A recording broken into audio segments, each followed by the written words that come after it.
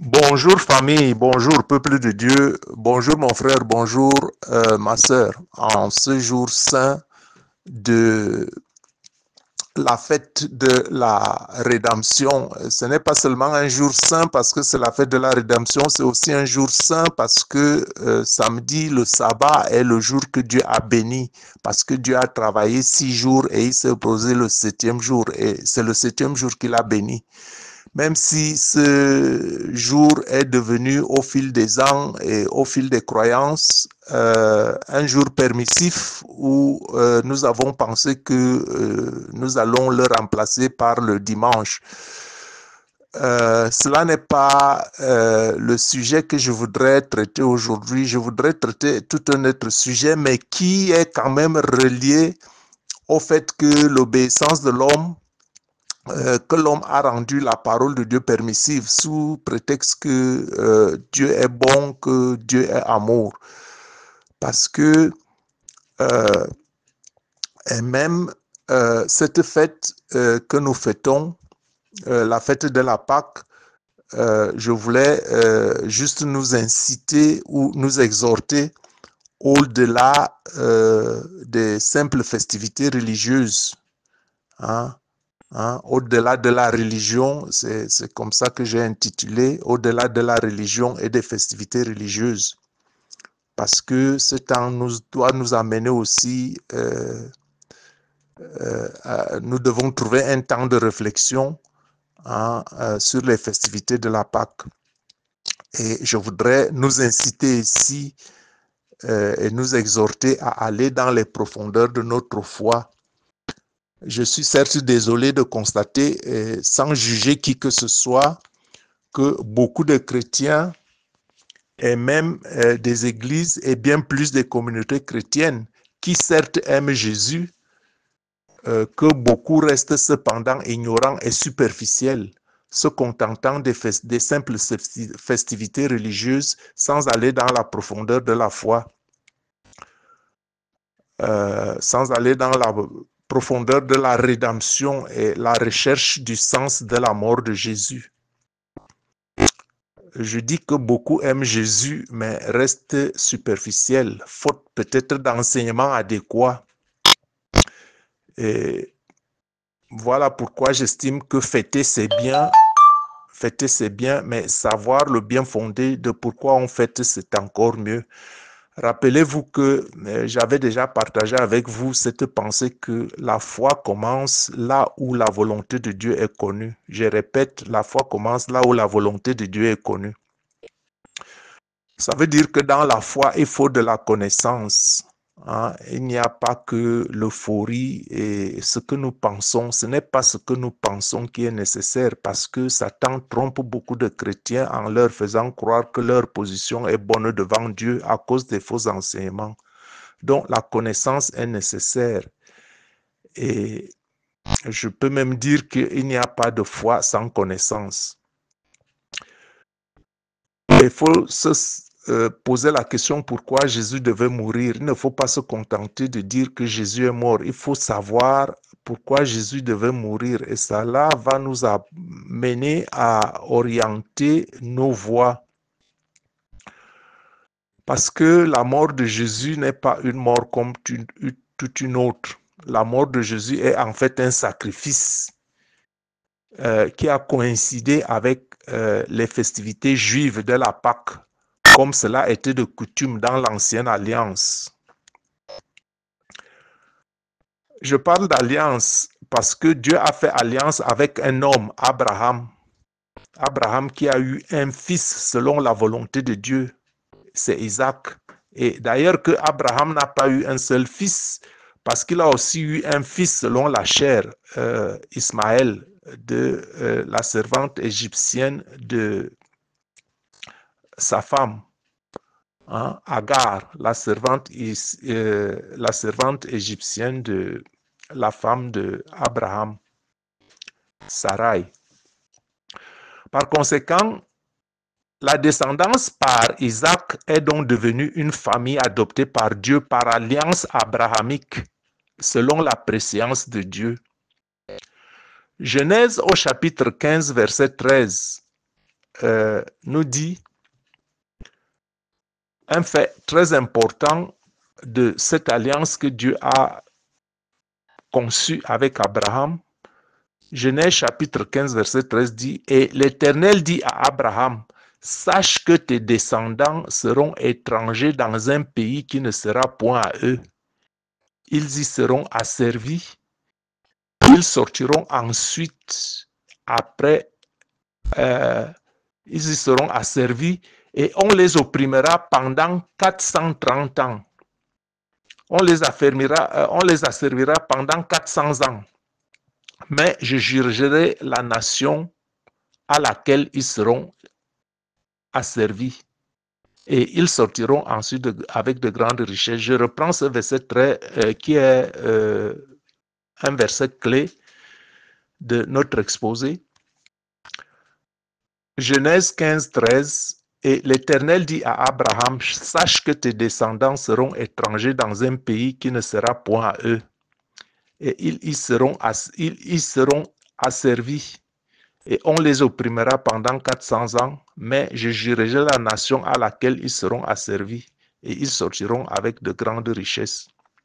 Donc, les descendants d'Abraham sont devenus une famille, le peuple de Dieu qui a été réduit à la servitude en Égypte, d'après ce texte que nous venons de lire en Genèse au chapitre 15, verset 13. Et durant donc cette servitude, Dieu a décidé de libérer le peuple d'Israël. Et par conséquent, c'est de cette manière que la Pâque est née. Parce que la Pâque se fêtait donc déjà depuis l'Ancien Testament. La Pâque se fêtait depuis déjà l'Ancien Testament et avait une signification religieuse très importante pour les Juifs, le peuple élu. La Pâque commémorait l'événement de l'Exode. La Pâque commémorait la sortie de l'esclavage lorsque les Hébreux, conduits par Moïse, ont été libérés de l'esclavage en Égypte selon la parole de l'Éternel qui avait dit « Je jugerai la nation à laquelle ils seront asservis parce qu'ils étaient en esclavage pendant 400 ans. » Le mot Pâque signifie donc en fait même passage, car la mort était passée par-dessus les maisons des enfants d'Israël en Égypte. L'ange de la mort a frappé les premiers-nés d'Égypte, les premiers-nés d'hommes et de bétail confondus. Bon, mes frères, mes sœurs, je ne vous raconte pas n'importe quoi et je ne dis pas cela pour rien. Il faut que vous compreniez les bases. Hein, il faut que vous compreniez de manière assez profonde le sacrifice de Jésus-Christ que nous fêtons en ce temps des festivités de la Pâque qui aura lieu demain.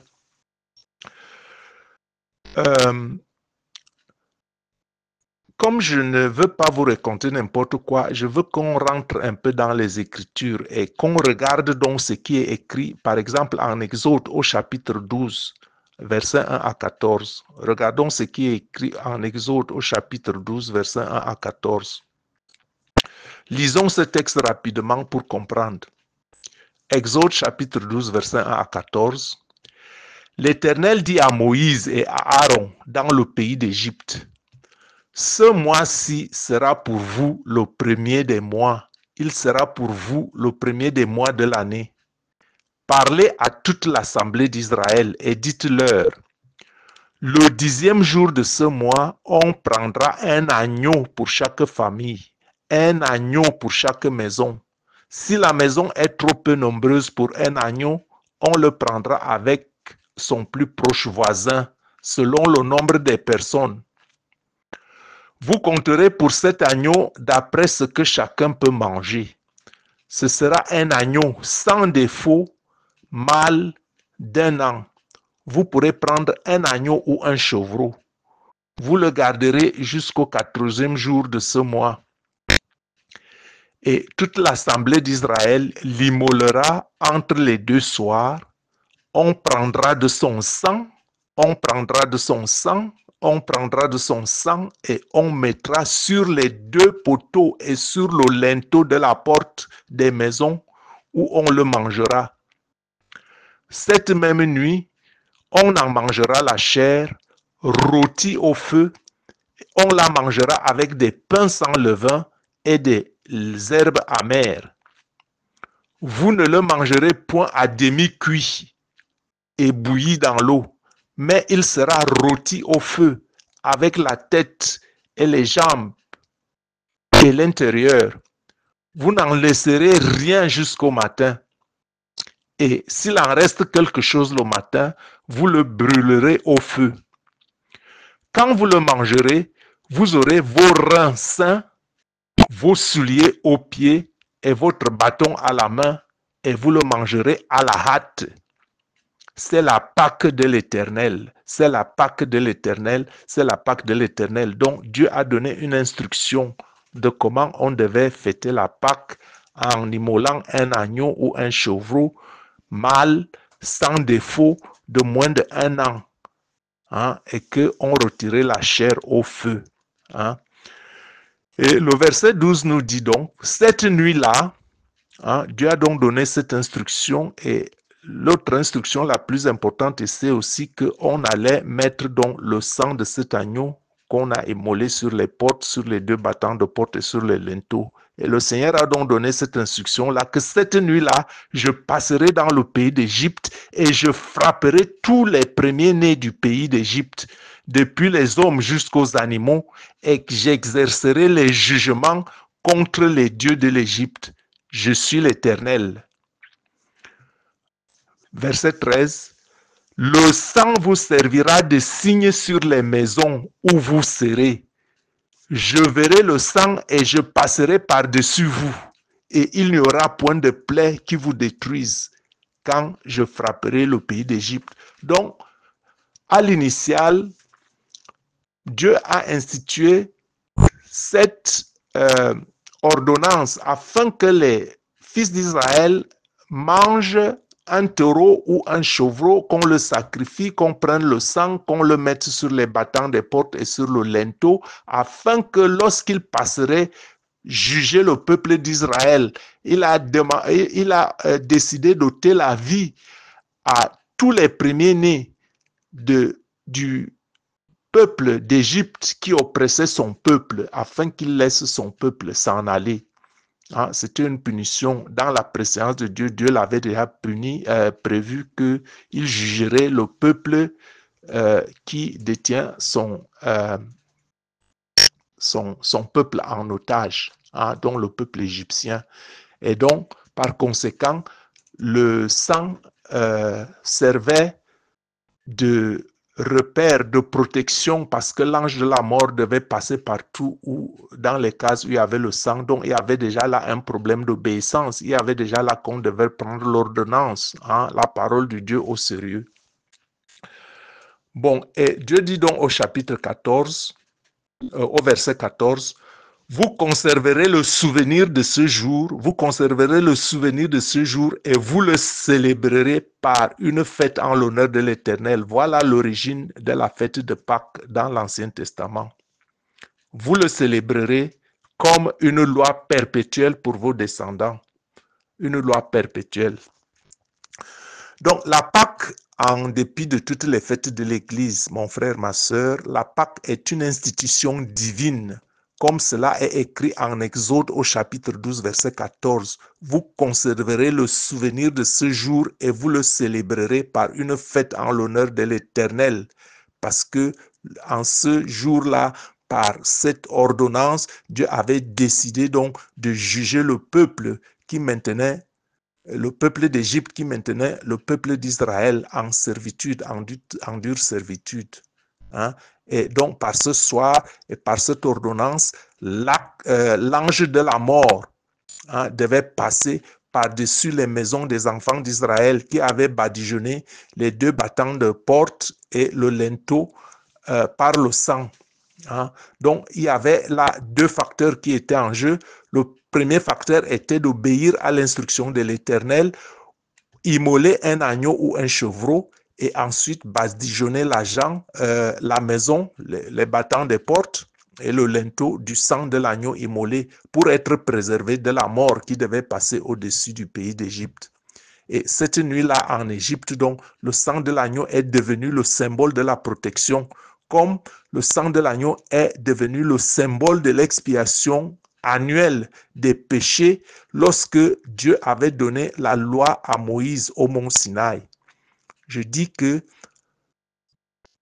le jour que Dieu a exercé le jugement en Égypte, le sang est devenu le symbole de la protection, tout comme le sang est devenu le symbole de l'expiation annuelle des péchés lorsque Dieu a donné la loi à Moïse au mont Sinaï.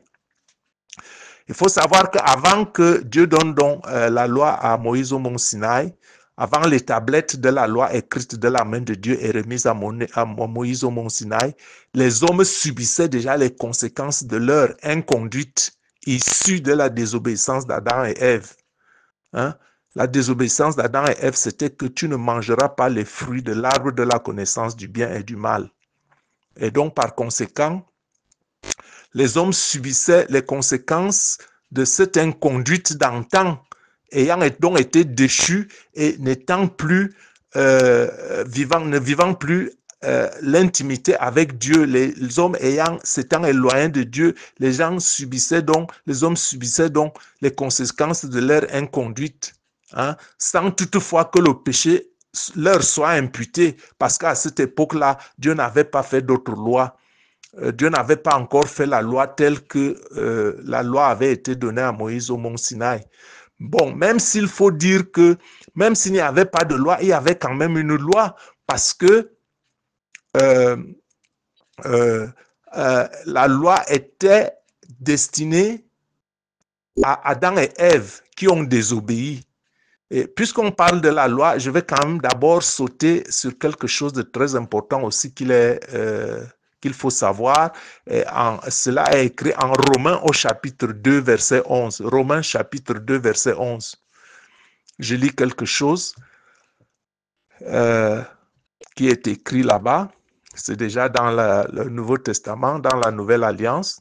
Car devant Dieu, il n'y a point d'acceptation de personne. Car devant Dieu, il n'y a point d'acceptation de personne. Tous ceux qui ont péché sans la loi périront aussi sans la loi. Et tous ceux qui ont péché avec la loi seront jugés par la loi. Je reprends. Car devant Dieu, il n'y a point d'acception de personne. Tous ceux qui ont péché sans la loi périront aussi sans la loi, et tous ceux qui ont péché avec la loi seront jugés par la loi. Ce ne sont pas en effet ceux qui écoutent la loi qui sont justes devant Dieu, mais ce sont ceux qui mettent en pratique qui seront justifiés.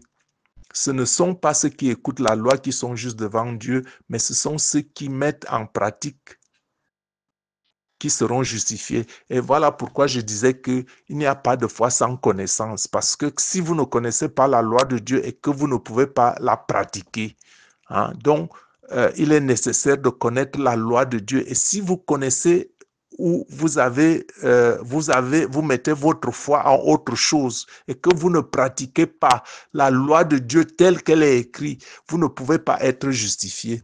Et ça, c'est très important. C'est ça à quoi je voulais en venir. Et c'est pour ça que je disais que même donc avant que Dieu donne la loi à Moïse au mont Sinaï, les hommes subissaient quand même les conséquences de leur inconduite, bien qu'il n'y ait pas eu de loi à ce moment-là, parce que Dieu a fait des dispositions, par exemple, et ces dispositions, la première loi, c'était que tu ne manges pas le fruit de l'arbre de la connaissance du bien et du mal. Et tant que cette loi a été désobéie, cela a fait que Adam et Ève soient expulsés du paradis et qu'ils ne vivent plus à côté de Dieu. Bon, je peux appeler ça la loi de l'intimité parce qu'ils vivaient à cause de l'intimité avec Dieu. Et une fois qu'ils sont séparés du sein de Dieu, ils ne peuvent plus vivre l'intimité avec Dieu. Et voilà pourquoi les hommes et la descendance d'Adam et Ève devaient subir les conséquences. Donc, par conséquent, ce que je veux dire, c'est que avant la loi au mont Sinaï, les hommes ont péri à cause de l'absence de la loi de l'intimité. Hein? Hein? Adam et Ève vivaient dans l'intimité avec Dieu et ont donc été chassés du paradis à partir du moment qu'ils ont désobéi. Bon, revenons maintenant à la Pâque de l'an 33 qui marque l'époque du début de la Nouvelle Alliance. Hein? Ce qu'on appelle généralement la dispensation de la grâce, qui fait suite à la dispensation de la loi, parce que la dispensation de la grâce fait suite à la dispensation de la loi. La dispensation de la loi est cette dispensation à partir duquel Dieu avait remis les tablettes de la loi à Moïse. Et avant cette époque, l'époque avant la dispensation de la loi, les hommes vivaient quand même souffraient quand même à cause de leur inconduite, à cause de la séparation de l'intimité avec Dieu qui était passée par Adam et Ève. Donc maintenant, nous savons donc que avant la loi mosaïque, le sang de l'agneau qui connaît ses débuts en Égypte sert comme signe de protection parce que l'ange de la mort est passé par-dessus les cages dont les linteaux et les cadres de porte étaient couverts du sang de l'agneau. Bon, les Écritures nous enseignent que l'âme de la chair est dans le sang. Les Écritures nous enseignent que l'âme de la chair est dans le sang. Voilà pourquoi il fallait rôtir l'agneau pascal et le reste le brûler au feu d'après l'ordonnance de l'Éternel. Bon, maintenant, quand on tire une parallèle avec la Nouvelle Alliance, on voit que Christ a aussi versé le sang. Ce qui est important ici, c'est le sang. Dans l'Ancien Testament, c'est le sang. Il était question du sang d'un chevreau ou d'un agneau, un agneau sans défaut, hein, un agneau d'un an. Et quand on revient à Christ, on voit que Christ a versé aussi un sang pur, un sang sans défaut parce qu'il était sans péché. Hein? Et Christ n'a pas versé ce sang-là comme on versait le sang des animaux dans l'Ancien Testament de manière annuelle. Christ a versé son sang une fois pour toutes comme sacrifice perpétuel, contrairement au sang des animaux qui couvrait le péché pendant une période d'une année. Donc, ce qui veut dire que le sang couvre le péché. Dans l'Ancien Testament, le sang couvrait le péché. Et voilà pourquoi il fallait rechercher la sanctification. Et bien plus maintenant, quand on se reverse dans les Écritures du Nouveau Testament, l'apôtre Jean, qui est le précurseur de Jésus-Christ, écrit en Jean au chapitre 1, verset 29, « Voici l'agneau de Dieu qui enlève le péché du monde. » Jean chapitre 1, verset 29, « Voici l'agneau de Dieu qui enlève le péché du monde. » Jean-Baptiste désigne donc Jésus comme l'agneau de Dieu qui ôte le péché du monde. Donc, Jésus est notre Pâque. Je répète, Jésus est notre Pâque. Que de fêter la Pâque, il faut savoir que Jésus est notre Pâque. Parce que quand les Israélites mangeaient la Pâque en Égypte, ils ont immolé un agneau. Hein? Ils l'ont mangé et ils ont badigeonné les linteaux des portes et les battants des portes avec le sang afin que l'ange de la mort passe par-dessus et qu'il ne soit pas frappé, qu'il soit protégé. Donc Jésus est notre Pâque et voilà pourquoi quelque part, nous ne mangeons pas seulement sa chair dans la foi, mais nous buvons aussi son sang. Quand nous buvons son sang, c'est une façon de badigeonner notre corps du sang de Jésus. Et nous mangeons aussi son corps comme les Israélites en Égypte ont mangé l'agneau. Donc Jésus est notre Pâque. Son sang ne nous purifie pas seulement. Son sang ne nous purifie pas seulement en ôtant notre péché, mais son sang nous protège aussi contre les assauts de l'ennemi. Voilà ce qu'il faut savoir.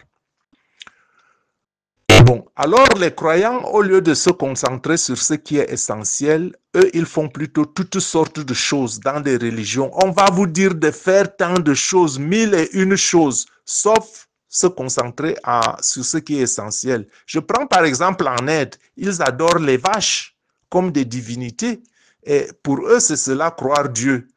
C'est cela croire en Dieu. Alors que les Écritures, quand on les lit, on est clair, qu'est-ce que Dieu a voulu dire. Mais les gens ont dévié ce que Dieu a voulu dire en créant des histoires parallèles et des religions et tout ce que l'on doit faire, alors que ceux-là pensent toujours croire en Dieu, alors qu'ils ne sont même pas à côté de ce qu'il faut faire. Bon, je ne parle même pas seulement de l'adoration des vaches comme des divinités en Inde. Hein? Je ne veux pas parler des dogmes et des rimes de la chrétienté parce que je ne veux critiquer personne. Hein? Donc, ceux qui oublient que le fondement de la foi est l'obéissance à la parole de Dieu.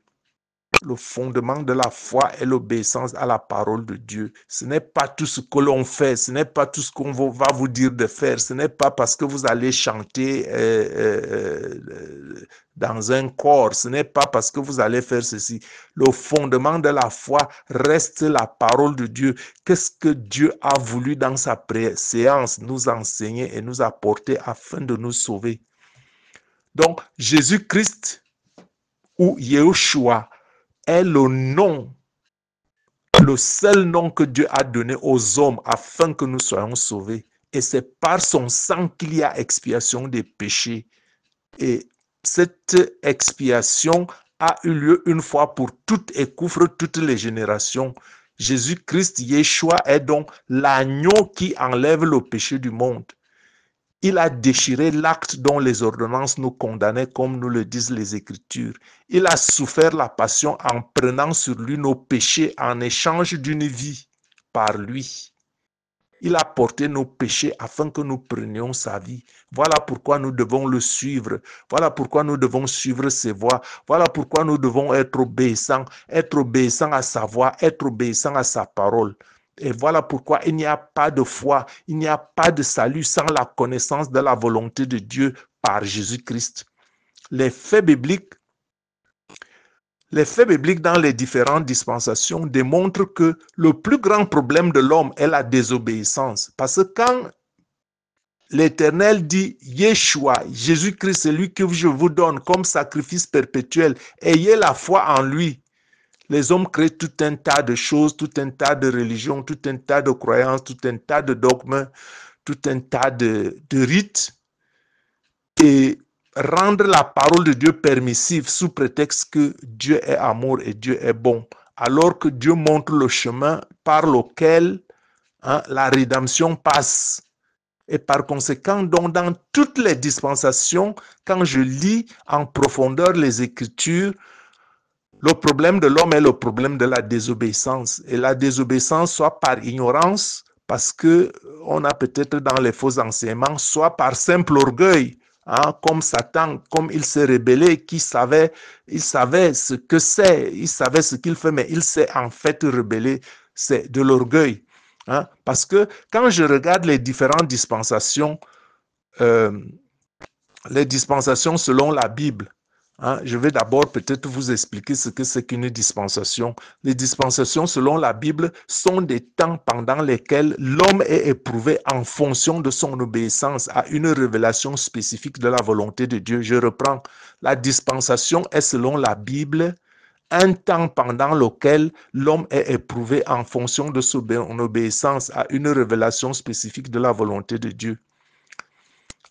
Dans la dispensation de l'innocence, par exemple, c'est cette portion de l'Écriture qui est en Genèse au chapitre 1 vers les versets 28 vers 30 et chapitre 2 de Genèse vers les versets 17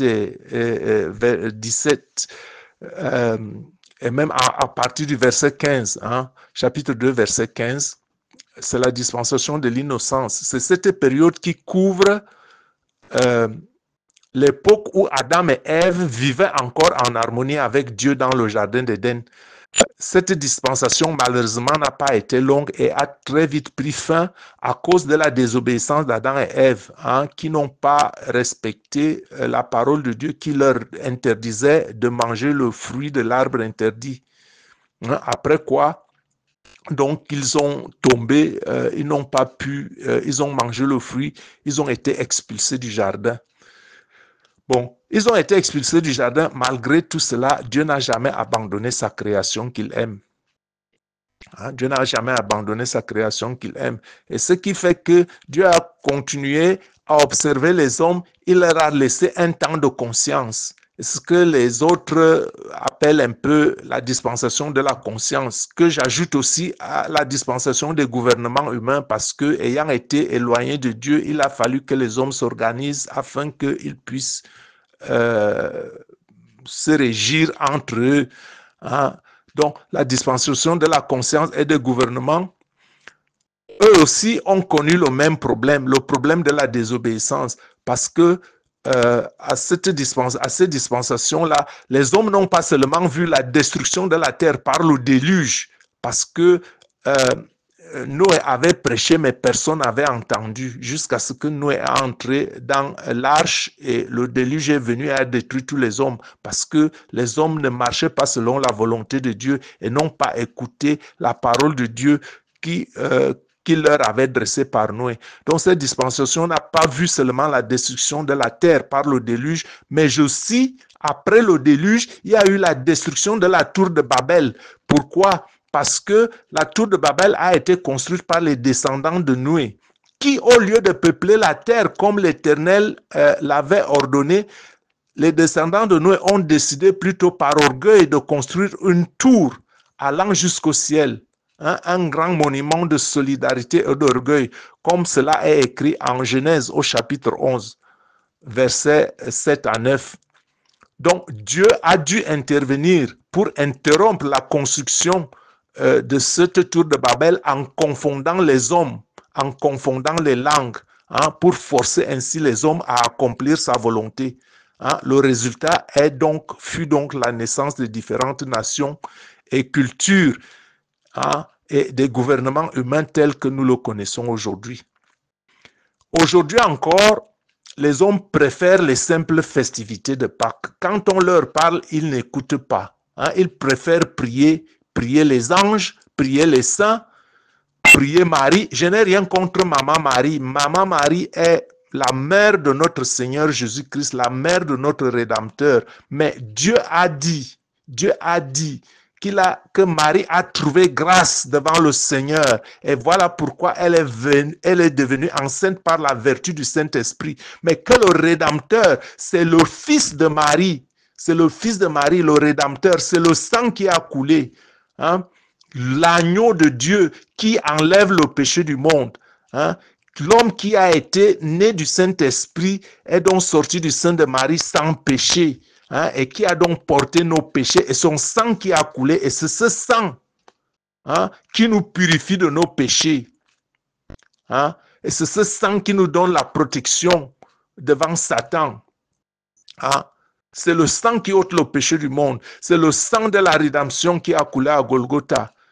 Et donc, vous voyez aujourd'hui que quand on est dans la religion, on laisse tout ça, on laisse cet essentiel de côté, on prie ceci, on fait cela, on va dans des processions, on fait cela. Tout ça, c'est bien beau, mais l'essentiel, l'essentiel, on met l'essentiel de côté. Donc, les hommes préfèrent lire les simples récits de la rédemption, ce qui n'est pas déjà mal.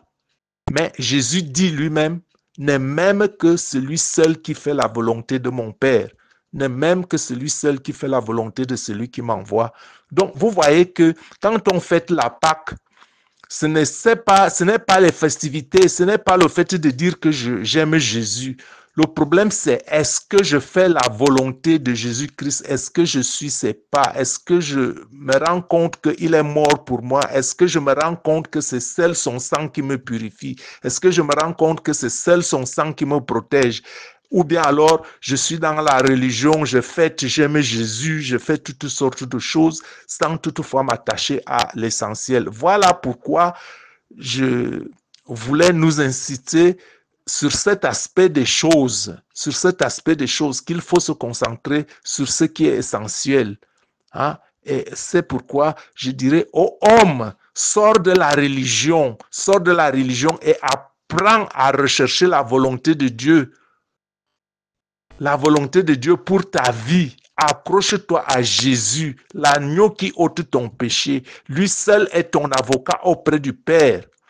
Vivement son sang te protège. Vivement son sang te purifie de ton péché par l'obéissance à sa parole. Soyez bénis, je suis votre frère et serviteur Gabriel Messi. Je voulais juste nous exhorter à prendre au sérieux ce qui est attaché à la signification même de la mort de Jésus, parce qu'il ne s'agit pas de fêter aujourd'hui la Pâque sans même savoir ce qui est attaché derrière. Ce qui est derrière, c'est le sang qui a coulé, le sang de la rédemption, le sang qui nous verse dans le circuit du sang divin par la foi en purgeant notre sang de péché adopté ou bien hérité de Adam et Ève. Le sang de Jésus, le sang pur, purifie le sang du péché hérité de Adam et Ève, parce que Jésus devient donc le nouvel Adam, l'autre Adam ayant échoué, lui ayant réussi, étant mort, ressuscité de la mort. Il est mort injustement. Et Dieu a donc rendu justice en le relevant de la mort et en acceptant ce sacrifice, parce que si Jésus-Christ a ressuscité des morts, ça veut dire que Dieu a accepté son sacrifice, que ce sacrifice doit laver nos péchés et qui est en Jésus-Christ est donc sûr d'hériter la vie éternelle. Et être en Jésus-Christ, c'est donc arborer sa vie, déposer notre vie de péché, et prendre une vie d'abnégation, et ce ne sera pas une vie facile, et non se mettre juste à fêter. Soyez bénis au nom du puissant de Jésus-Christ, que le sang de Jésus vous couvre, que le sang de Jésus me couvre, que le sang de Jésus vous protège, que le sang de Jésus me protège, que le sang de Jésus nous soit bénéfique. Accrochons-nous à Jésus, accrochons-nous au pan de sa robe, et l'ennemi fuira loin de nous. Soyons obéissants à Dieu et l'ennemi fuira loin de nous. Suivons les voies de Dieu, ne suivons pas les autres dispensations, car Dieu nous aime et Dieu reste fidèle à sa parole. Soyez bénis, je suis votre serviteur et frère Gabriel Messi. Soyez bénis, bonne fête de Pâques.